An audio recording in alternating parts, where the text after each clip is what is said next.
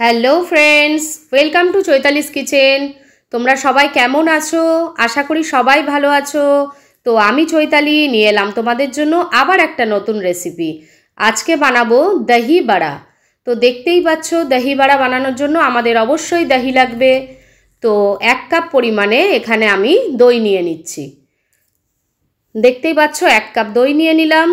এবার আমি চালের গুঁড়ো নিয়ে নেব সম পরিমাণ, মানে 1 কাপ দই 1 কাপ চালের গুঁড়ো নিয়ে নিচ্ছি। 1 কাপের থেকে হালকা একটু কম নিয়েছি, লাগলে আবার একটু মিশিয়ে দেবো আমি। এবার আমি নেব গোলমরিচ গোটা, কালো জিরে আর কাঁচা লঙ্কা কুচি। সমস্ত কিছু একসাথে আমি ফেটিয়ে নেব। দেখতেই পাচ্ছ আমি পরিমাণ মতো একটু লবণও দিয়ে দিলাম।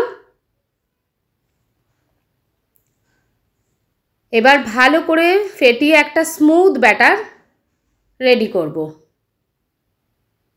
সামান্য পরিমাণে একটু জল দিয়ে দিলাম, দিয়ে এটাকে ভালো করে ফেটাবো যতক্ষণ না একটা ক্রিমি টেক্সচার আসছে। এবার আমি হাত দিয়ে ভালো করে ফেটিয়ে নিলাম। একটা দেখো ক্রিমি ব্যাপার চলে এসছে। এবার এটাকে আমরা পকোড়া ভাজবো। তার আগে একটু সামান্য চিনিও দিয়ে দিলাম।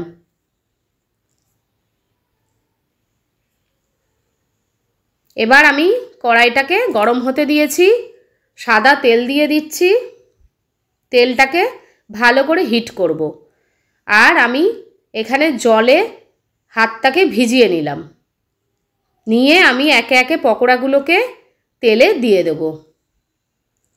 হাতটা একটু জলে ভিজিয়ে নেওয়ার কারণ এটাই, যেটা হাতে ব্যাটারটা ঠিকমতো উঠে আসবে, লাগবে না। দেখো পকোড়াগুলো এক পিঠ হয়ে গেছে, একটু তলায় লেগে যাচ্ছিল। তো এক পিঠ হয়ে গেছে, আর এক পিঠ উল্টিয়ে দিলাম। এবার এইভাবে 2 পিঠ ভালো করে লাল করে ভেজে আমি তুলে নেব। দেখো হয়ে গেছে আমার পকোড়াগুলো, তেল ছাকিয়ে তুলে নেব।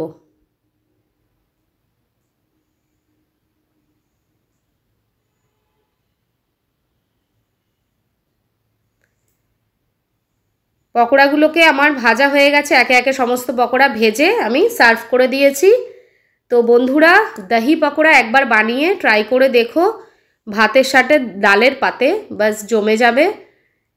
দেখো ফাটিয়ে দেখিয়ে দিচ্ছি, খেতেও দারুণ হয়েছিল। যদি ভালো লাগে like comment share and subscribe করে পাশে থেকো, ভালো থেকো। Bye bye.